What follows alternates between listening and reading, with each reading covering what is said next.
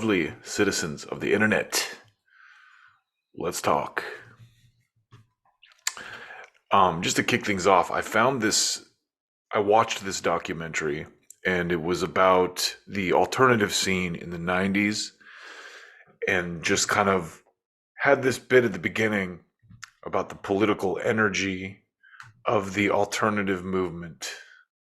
So let's check that out for a minute, because I thought, listen to this guy.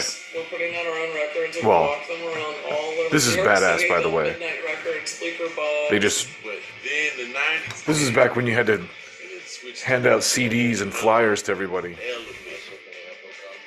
91, we had Bush Sr., and we had the first Desert Storm. When that happens, that kind of conservative Listen to this. vein, there seems to be a direction where the country's trying to go. And then there's the rest of us that kind of fall through the cracks of like, what? Like, that's not the plan. Like I don't relate to that at all. And why the fuck are we over there? To eject the Iraqi army from Kuwait. It seems like that's when some of the anger in music starts to come out.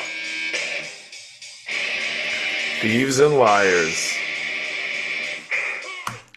Which is ironic because Ministry is one of those bands who I've ranted about quite a bit that's pro-Ukraine war. And as you know, my feelings on that are, if you're not advocating for peace, if you're just blindly standing for US wars, you're an idiot, because name one, aside from World War II, that, did anything good or resulted in anything but a bunch of people dying and a bunch of weapons manufacturers making a bunch of money. I would love to see it. Please name one name a US imperial excursion of the last 50 years that ended up good for the people that, we liberated and brought democracy to. And I would love to hear it. So to kick that off, that's kind of the place that I'm coming from as far as, my energy, that misfit, alternative era, anti-establishment. It's just how I came up. And I think that energy in general is a very American energy. I mean, think about how this country was founded. It was founded by people who said, fuck you to a bunch of monarchs and took off. Like, we're going to do it our own way. That's the energy that made the United States what it is. So anyway, I caught this, Katie and Aaron always do a great show, and I always check out their Monday morning recaps. But this week they had this guy who wrote this, basically it's a story called The Disinformation Hoax of the Century. So anyway, listen to this guy for a minute. Of disinformation and information warfare as a sort of catch-all for these putatively Russian tactics. And in fact, Russia does employ many of these tactics, as does the United States, as do many other countries. They're neither new nor especially novel, but that's how disinformation re-enters popular usage. It's through a hybrid war. And your piece, which is excellent, and is called The Hoax of A Guide to Understand the Hoax of the Century. What is, and I read it, but can you crystallize what the hoax is? The hoax is the idea that the United States is under attack from Here it is. disinformation, and liberal democracy can only be saved by giving up our constitutional rights and entrusting technocratic experts, the same experts who told us that Donald Trump was a Putin agent and that anybody who claimed that COVID-19 might have come from a laboratory was a racist conspiracy theorist.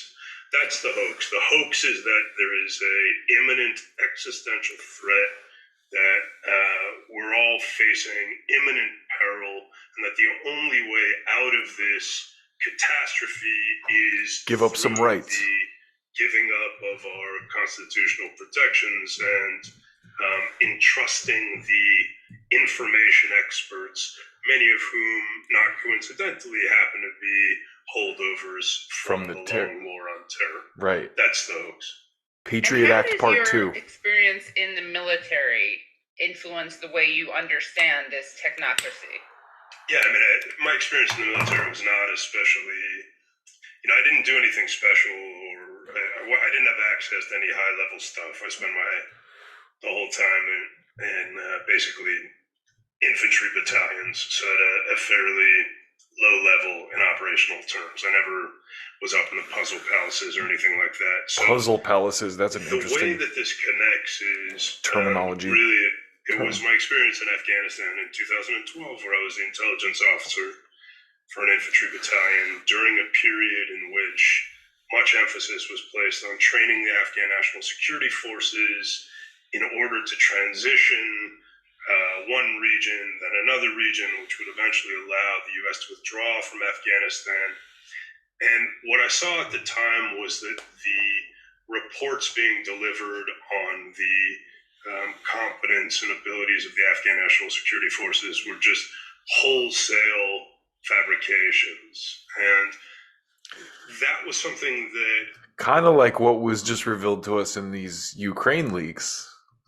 Was being done in a top-down manner, because essentially the sort of strategic directives that were calling for these transitions dictated that there had to be a degree of sort of fudging these reports. And of course, all of this is later explicitly confirmed in the Afghanistan papers that the Washington Post publishes, come out of these after-action review reports with high-level Pentagon officials and military officers who are referring to, the fact that Afghanistan was a war in which we knew nothing about the country that we were in. We had no clear concept of victory, certainly no path to victory, and it was what I believe was an Army colonel referred to as a self-licking ice cream cone, which is, a great phrase. So I saw all that. And at the same time, I saw the way that there was this sort of all-powerful information control system that was growing alongside a strategic picture that only ever got more opaque, where the reasons we were in Afghanistan not only no longer made any sense, they hadn't made sense for quite some time, in my opinion, but nobody felt compelled to even address that anymore. It wasn't really a problem. This is why I wanted to play this, because I feel like, and I'm sure this is why Katie and Aaron had this guy on, it's so relevant now with what's going on with this kid who just leaked these documents about Ukraine that are revealing the exact same scenario to us again. And I mean, how dumb do you have to be to not be skeptical of this after the Iraq war and after, Afghanistan and all the things we've been through over the last Vietnam, all the things we've been through the last several, years, 20, 30 years, you name it.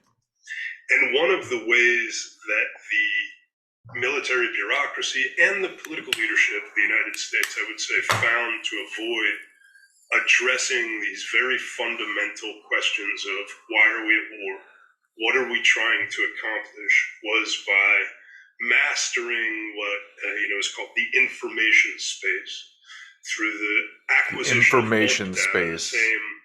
Same kind of thing that we learned about through the Snowden leaks, but here without any legal restrictions because it's a war. So it's just let's acquire all of the data that we can get. And then this strange thing happens. When you feed the data into these centralized databases, it ends up taking on, this sort of, look, I don't want to sound mystical or like woo-woo about it, but you start to look at these databases as if they have the answers. And if only you can, sort of manipulate the data in the right way, like the whole war is there, and it's this confusion between map and territory. And so I had observed that, and So anyway, this goes on for a while, and you should probably watch the whole interview. But I wanted to start with that clip because this guy kind of laid out this disinformation industry, and the Twitter files that Matt Taibbi's been going over have been kind of laying out this disinformation complex. And recently I did this piece about Elon Musk labeling NPR as state media. And in the process, I found this article that's so interesting that I wanted to kind of just jump into a little bit. Um, so buried on page 1404 of the National Defense Authorization Act. So it's buried in this act. And then it says the move pushed by Foreign House Affairs Ed Royce is a way to streamline the agency. So this change, combined with the 2013 legislative revision that allows the network to legally reach a U.S. audience, which was once banned, could pave the way for Trump-approved content created by the U.S. diplomacy arm. So this is happening now. And I've talked about this before with the Smith-Munn Act, and that's what they're referring to. So this goes into like intense detail about, it's kind of making fun of Trump, how saying like not really knowing that he's inheriting this propaganda network, but also that Steve Bannon could run it, and eventually he appointed someone to run it. But there's one piece that I think is interesting because it goes kind of with what this guy is saying about how the data is kind of used to paint pictures. And I thought this was one interesting takeaway. In a sign of how significant the changes are, Hillary Clinton's transition team set up a meeting to visit the studios at 330 Independence Avenue the Wednesday after the election, according to two sources. The meeting was canceled after her loss, however, and the Trump transition team has not verified or visited the studios. So I just thought that was like a really interesting little tidbit there because, it's kind of people freaking out about basically a propaganda network that was built during Obama. There's a point where they talk about how a lot of major news networks get their content from Voice of America. So basically this just strengthened that and made it legal for the State Department to propagandize Americans. And I was just watching Jimmy Dore and Kurt Metzger break down this article about the recent leaks, the document leaks, and the authors of it are both tied to Bellingcat, which is a government-funded NGO, basically. So they're just it started with Judith Miller and Dick Cheney creating that little loop-de-loop where the White House would leak stuff to the New York Times, the New York Times would publish it, and then the White House would go on TV and go, oh, well, the New York Times reported this morning that he didn't ever said that we leaked to them, But now it's just they completely figured out how to streamline that, as they said, and now they have a person appointed by the president who basically runs this propaganda arm, and it's just really ramped up, obviously, under the Biden administration. So anyway, here is a little bit where I thought this was interesting. This is Fiorella on RBN with Nick talking about the press and their response to this a little bit. So this is much interesting. love for the super chats, guys. The last story we covered today is more of an analysis on how our media works, and I also want to get your take on the Ukraine leaks. That the media has been trying to use this leak as a way to justify and create sympathy towards the Ukrainian cause so they get more funds. But it's been devastating because it's shown how much Ukrainian casualties there are in this war. This Terry, I just read her tweet. This is a great one. They also reveal, this is the story here, there are 14 United States troops in Ukraine. I mean, I would guess that anyway. So Tara Reid, by the way, is the woman who was made accusations that Joe Biden raped her. So it's cool to see what she's doing. She's a producer for Kim Iverson now. She's doing this investigative reporting, which is really cool. It's almost kind of like a cool little subtle, slap back. And so here's to you for that, Tara. Anyway. There was a story we cover how There was British special operations in Ukraine as well. So that doesn't surprise me. But I want to analyze how the media is covering this leaks. But before I do that, let's read this tweet from Tara Reid. She said, $114 billion of taxpayer money sent to Ukraine. The Department of Defense flunking its audit 6 times. Congress never declared war. Biden stated no troops in Ukraine. This is a crime. So you have Biden, this was Tari calling out. Biden says there are no troops in Ukraine. But that's one of the things that the leaks exposed. And now I'm going to show this from System Update because it's kind of how...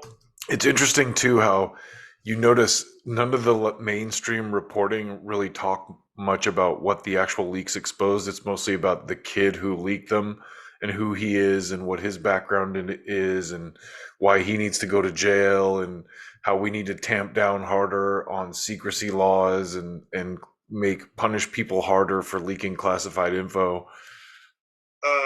The way the media is also kind of covering this story, and I want to get your take on this after I play the video. Instead of holding people like Biden accountable for lying, instead of holding the government accountable for spying on its allies, which was revealed as well, the media in our country is focusing on wagging their finger at the Pentagon for allowing this leak to happen.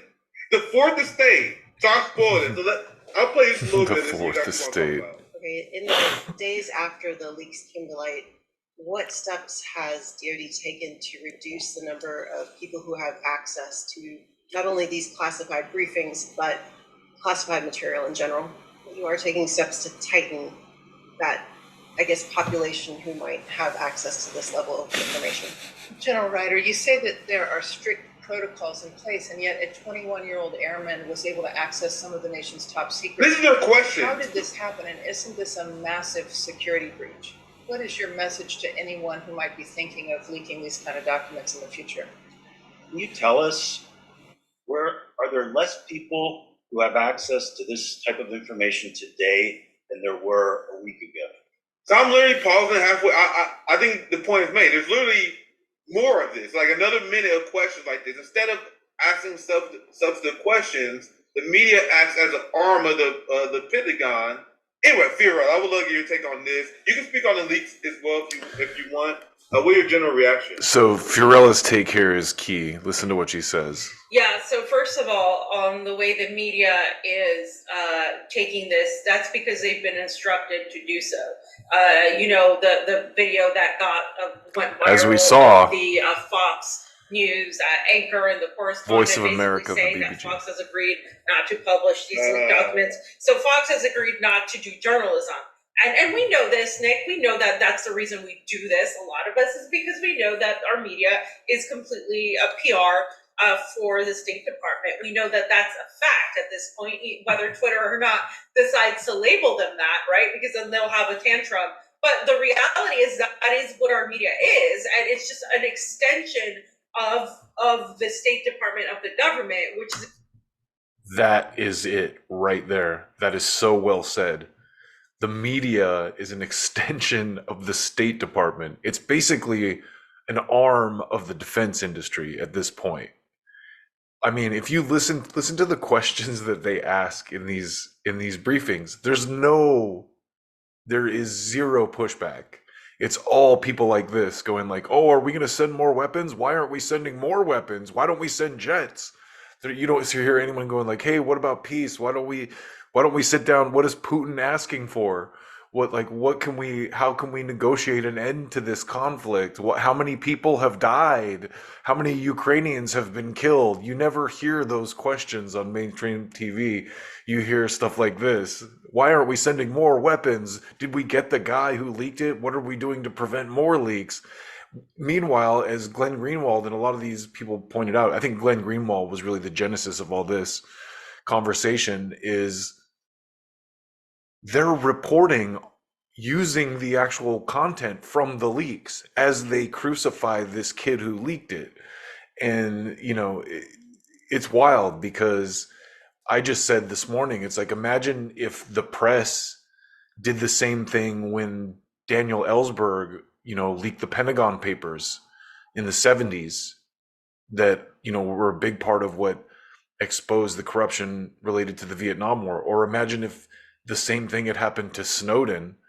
In some ways, it did kind of happen to Snowden. Glenn Greenwald was the one who broke that story with some other people for The Intercept.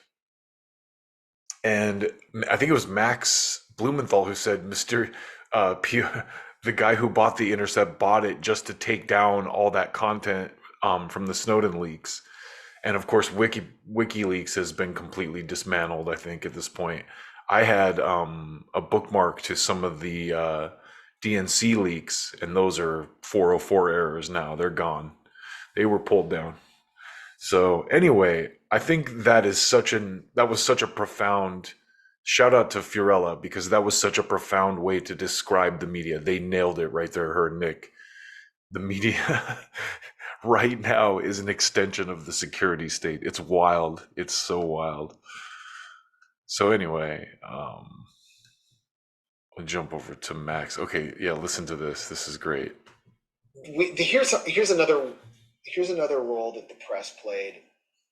This is amazing.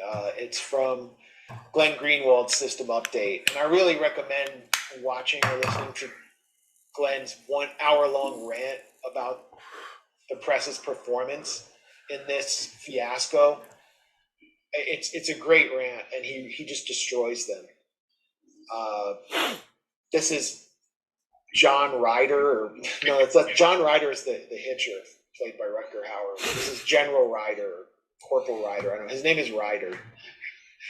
And the press, well, they're really giving it to him. The press is really mad at him. Why? Because the Pentagon is not cracking down hard enough and surveilling Americans. They're not cracking down hard enough on potential leakers.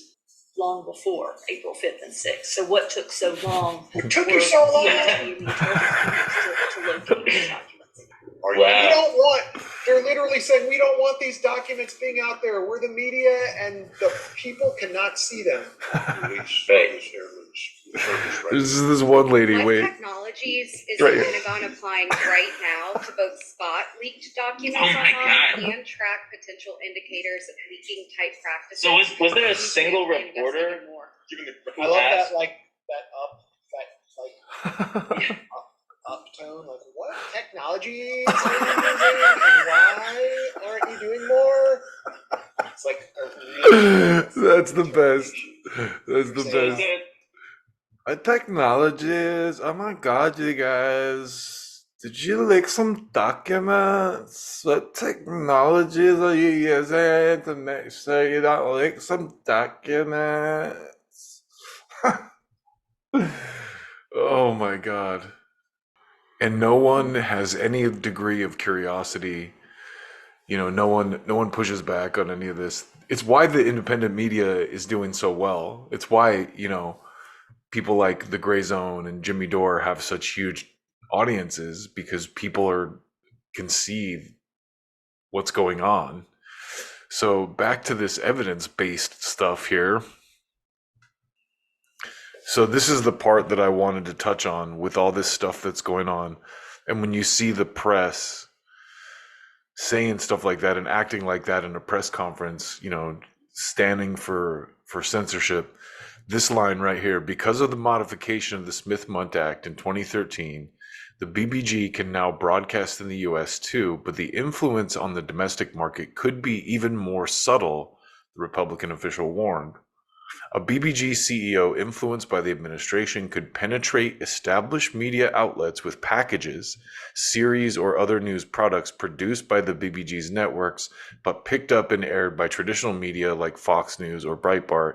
Many U.S. outlets currently use content from VOA. So that's it right there. That kind of gives the game away right there. That kind of shows you that this whole thing is literally built to control the press. The active press is taking cues from VOA. They're getting content from VOA. So there's a very structured method by which all of this stuff is being disseminated now, and it all changed in the last 10 years or so. So anyway, this is an interesting conversation to kind of add on top of this. I caught this Full Send podcast where they talked to Tucker, and listen to We this. just went to Russia recently. After the war started? Like, when was it? A month ago? Yeah, it was 2 months ago. You were in Russia 2 months ago. 2 months ago. These guys went to Russia. This was last year. So we went to the south, Dagestan. No way. So it's where those, I don't know if you know the fighter Khabib. You know him? Yeah, that's where they're from. So we went there to visit them. How hard was it to get in?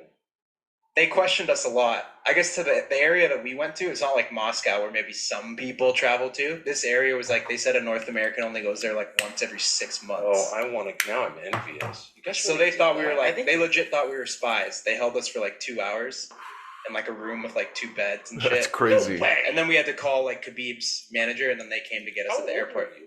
28. That's so cool. But everyone told us not to go, obviously, right? But we knew we were with good people. So after that, it was all good. But Oh, I want to go. it was pretty cool. I've never been there. You know? You feel it though. It is really scary. Like there's like military checkpoints, Oh, yeah. and like it's But serious. you should Would you have go. gone? These guys are Canadian too. I can't go to Russia. I honestly think I would be arrested. Yeah, I'm pretty sure these guys are Which Canadian. is outrageous because I'm a journalist and I've been all over the world. I feel like I've been everywhere except Russia.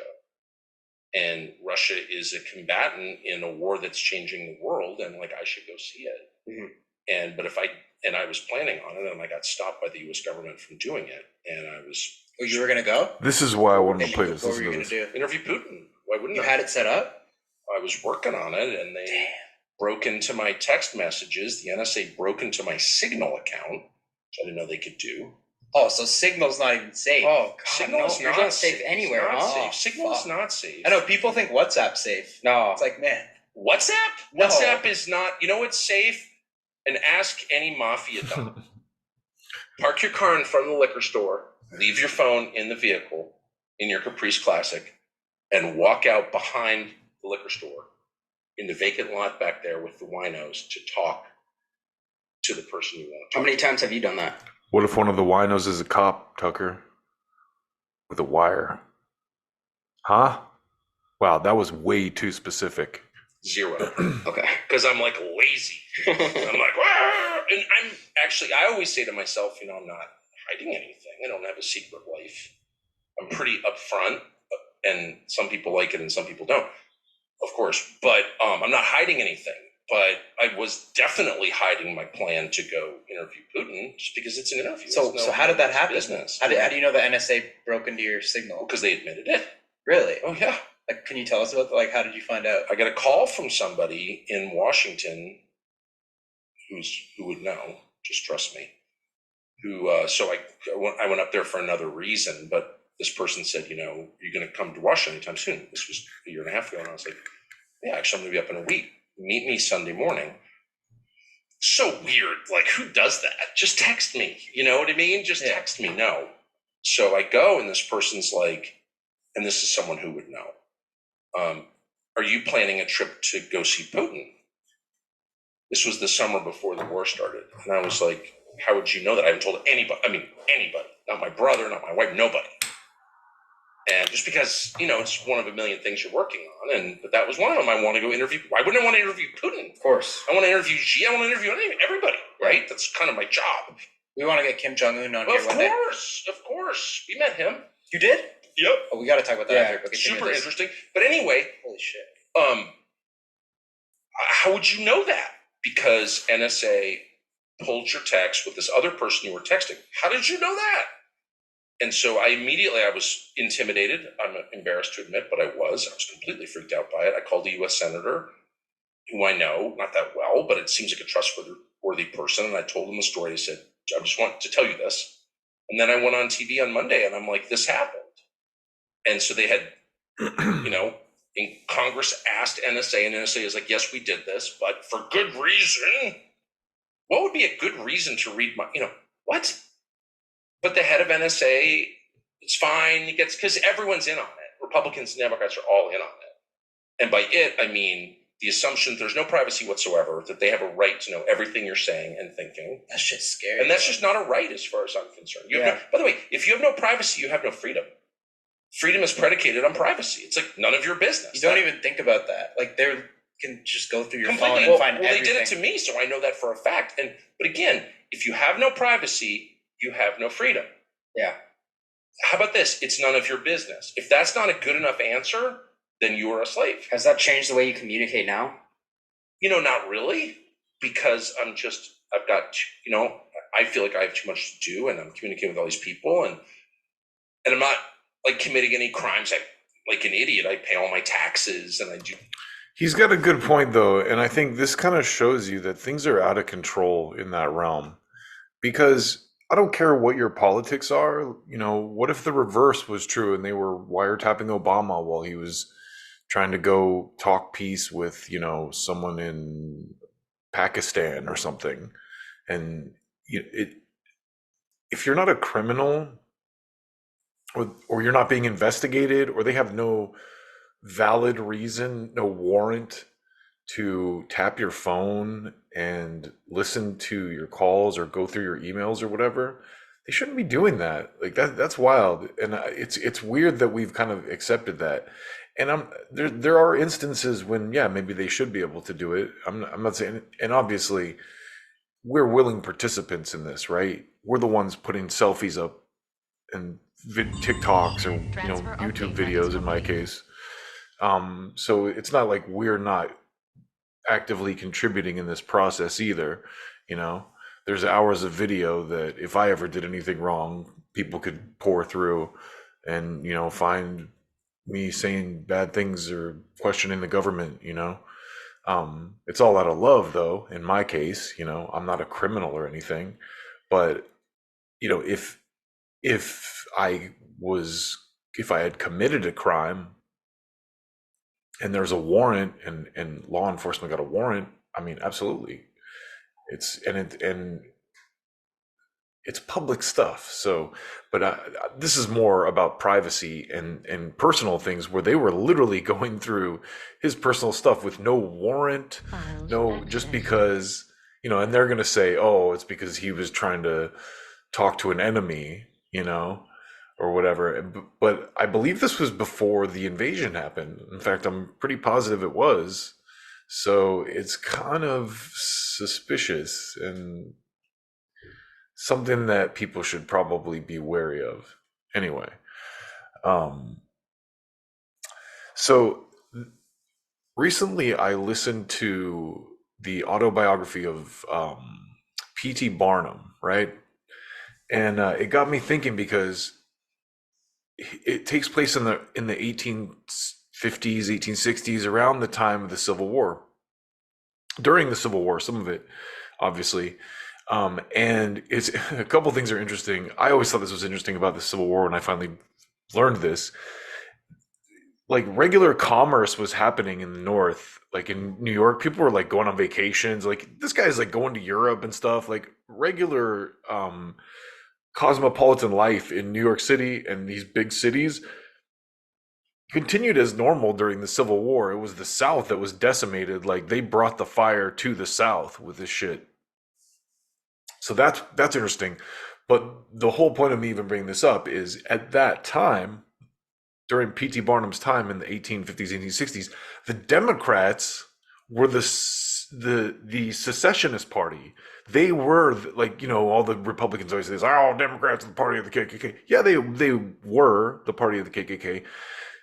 To believe that they're still the party of the KKK, you have to completely ignore the Goldwater era, and vast. There was a big sea change in and Lee Atwater. If you don't know who Lee Atwater is, look it up. Like he's on tape. He's a Republican strategist who worked for Reagan on tape, talking about the Southern strategy where they literally used racism, in their campaigns to bring in like KKK people. And this is the Republicans. So the point of this is the parties conveniently shift back and forth as necessary. They're snakes. And the reason I'm documenting all this or retreading this historical kind of trajectory is because right now you're seeing it again. the right is the left, okay? And why do I say this? Well, first, let me show you some evidence to back this claim up, right? First, let's talk to my old friend Ron Paul. Okay? Good old Dr. Paul. Listen to this. I haven't made up my mind whether or not when people talk about World War III, and most people think in their mind about World War I and World War II as a certain type of war, tanks and bombs and airplanes and all that. And I can't quite visualize that. I think the world has changed too much. And matter of fact, politics has changed a whole lot as well. But I've concentrated more recently on thinking about how do revolutions come about? Have there changes been made? Have we had a World War III to do it? And I'm arguing the case that we're in the middle of it and moving right along, that the revolution has been fought, and it is, there's been a coup. We don't have any resemblance to a government that believes in a republic. We don't have honest money. We don't have integrity. We don't even have people in Washington that even pretends, that you're supposed to tell the truth. Remember just recently there was a congressperson that won, and he won by putting on his resume just a bunch of lies. And the other ones got hysterical. The other congressman telling lies like this. And I got to thinking, well, how many of these people that were complaining about this guy telling lies, how many of them lied when they raised their hand up and swore to uphold the Constitution? Now, that's a lie that really has consequences. Actually, you could probably make fun and make a little joke because his jokes weren't, everybody knew he was fibbing, but the real lies are being told, and that is our big problem. But I do believe there has been a coup, and it's been taken over, and if I want to just put the date in my mind, and anybody could pick probably any date in the last 100 years. But I have picked November 22nd, 1963. What happened on that day? That was the day Kennedy was murdered by our government. Wow. By the CIA. Yep. And at the time, I remember matter of fact, Kennedy was killed in. Yo, this is Ron Paul, the Republican, saying this about Kennedy, that he believes that was a coup, that was the point when we lost democracy. In Dallas, but he landed at Kelly Air Force Base, and I was a flight surgeon there the day before, and I was aware of this trip. So this was a big a big thing, and those early years, which we talked about a lot, especially the first year or two. Oh, Oswald did it, and then the person they talk about most is Alan Dulles as being the instigator of all this. And he, guess what? LBJ immediately said, we have to investigate this. The president has been assassinated. What?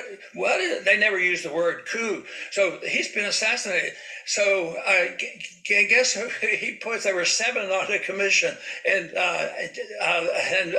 Dulles, Dulles was put on the committee to investigate it. So, but he was going to make sure they told the truth. So anyway, that's wild. I mean, who on the left is talking about that or talking about this in that, light? And obviously Ron Paul's unelected. He's retired. He can say stuff like this. He's not trying to hold an office or anything. But my point is, I feel like the parties have kind of realigned again, because right now you have the Democrats are the ones supporting endless war, supporting locking down censorship, supporting, not letting people, not allowing people to have bodily autonomy. Stuff that was all it's all basic, liberal, viewpoints, the Bill of Rights, live and let live. And now it's the libertarian, they stem from the same word, liberty, obviously. There's a Latin root, but it's wild to hear people like Ron Paul making statements and or judgment calls that are to the left of 90% of the Democratic Party right now. Tribalism. I think that they Listen to this. This is Matt Gaetz. They got drafted into that establishment Democrat thinking.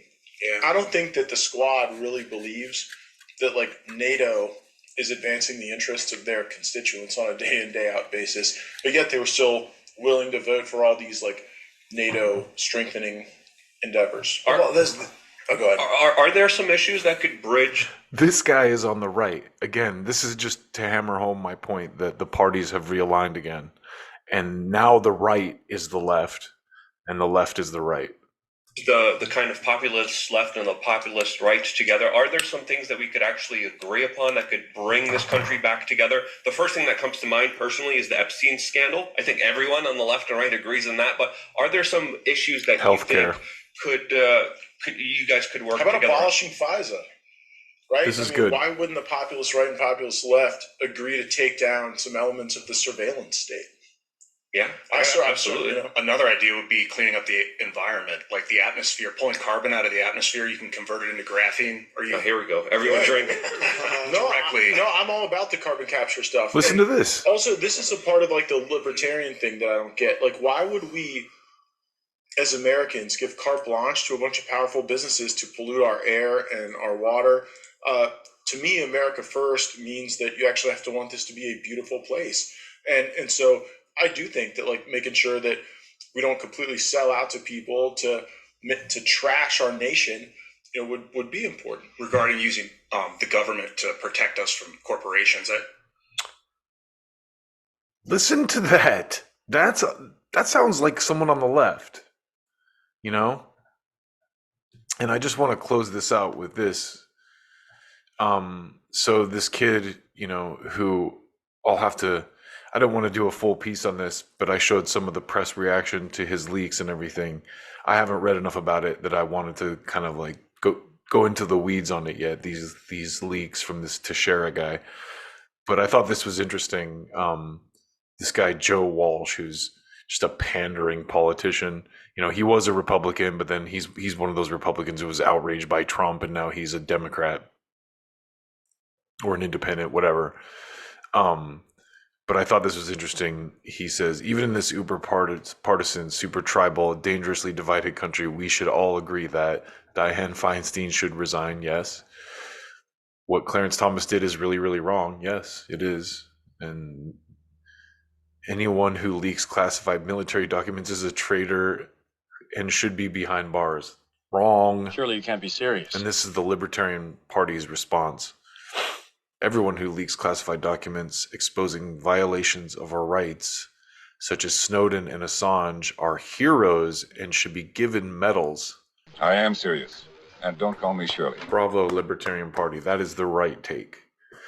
And if the last, 45 minutes of evidence didn't help kind of hammer that home, and you're not very skeptical of everything you see, I wanted to talk a little bit about, Kyle Kalinske and kind of some of the new rising left shows like RBN and Do Dissidents, and but I dug into some of Kyle's takes on the Ukraine, because I haven't watched Secular Talk in quite some time, but I always liked Kyle. I always thought he had good points to make, and rational guy. The whole thing with Jimmy Dore and Young Turks was a bad look, I think, for him. But I understand his reasoning probably behind it was he was secretly kind of dating Crystal at the time, so he had to, show face for his love, which is understandable. Sometimes you got to do that. I get it, Kyle. But when I dug into his take on Ukraine, I watched this video and I was expecting to be, disappointed, and I wasn't. I think Kyle is still a good voice. He's still a rational voice. He's still looking at things. He doesn't seem as corrupted as I thought he might be, because a lot of people are just like, oh, Kyle's just rehashing the MSNBC left type stuff. And I don't think he is. I don't think he is. I haven't seen that yet. Same with Crystal. I think there's still, and honestly, I think with all this leftist media stuff, there's such a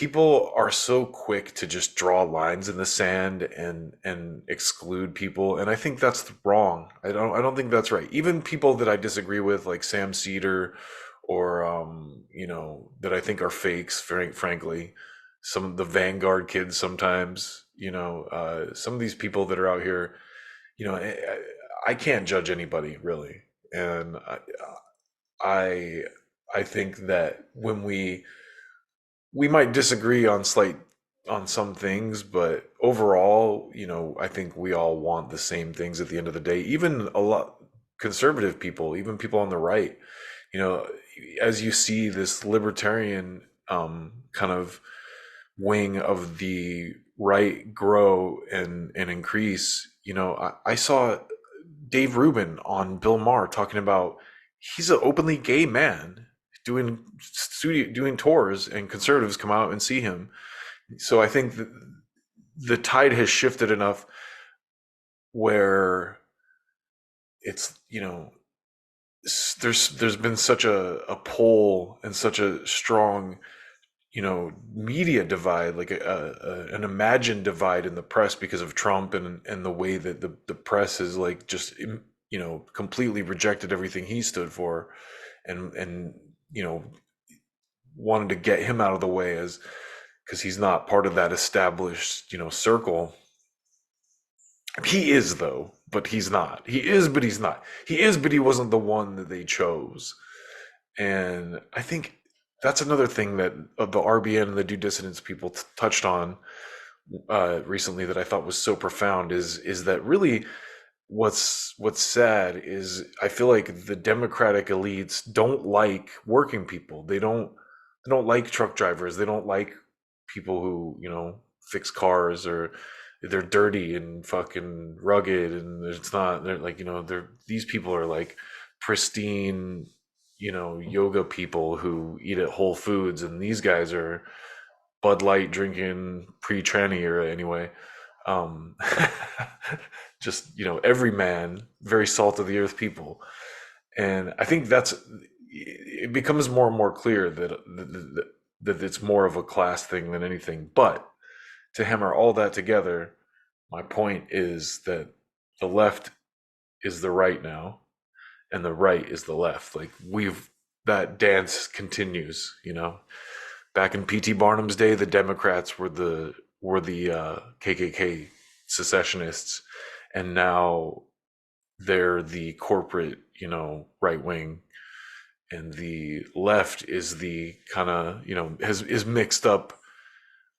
I just feel like the right, the populist right, has way more left values now than the mainstream left, right? So like the mainstream Democrats, the mainstream left is not left. The mainstream left is right. And the kind of like indie, the alt-right, I guess, is like, I think that's such a media created term too, to make it seem like it's really what the alt-right is. They try to make it, I'm going off on several tangents here, but the whole Nazi thing too.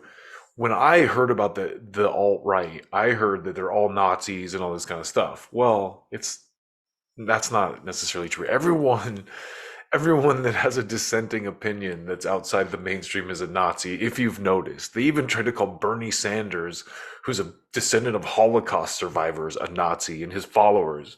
So keep that in mind. But just to stay on topic here, my point again is the right is the left right now. The right has the most leftist values, as you just saw, between Ron Paul and the Libertarian Party and Tucker Carlson. That's where the real left is at right now. It's crazy. Even Tucker Carlson, I think, has said he considered himself a classic liberal. Dave Rubin, too, on Bill Maher, said he considered himself a classic liberal, basically. So the classic liberals are now on the right, and the left is just completely overtaken, I guess, by the hawks and the neocons, the people that want to run endless wars and censor anyone who says anything about it. So, anyway, take care of yourselves up there.